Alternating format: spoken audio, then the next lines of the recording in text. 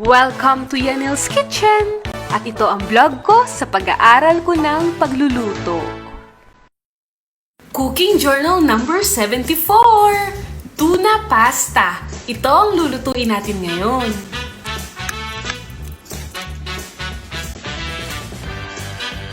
At ito po ang ating mga ingredients.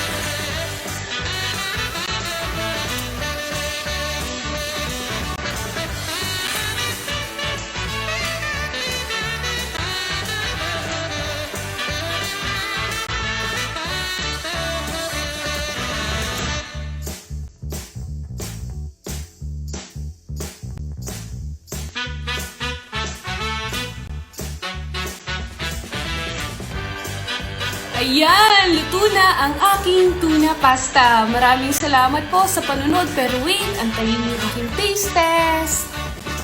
Luto na ang ating tuna pasta. Simpleng-simple, kakaunti ang ingredients. Pero tingnan niyo naman, nagawa natin ng paraan. So, tikman na natin itong aking ginawang tuna pasta. Kung solve ba na yun lang yung ating mga ingredients. Enjoy!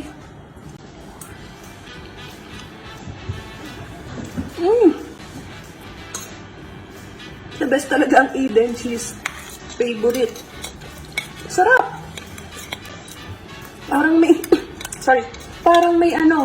parang may milk na siyang kasama kasi yung creamy. Pero wala ha.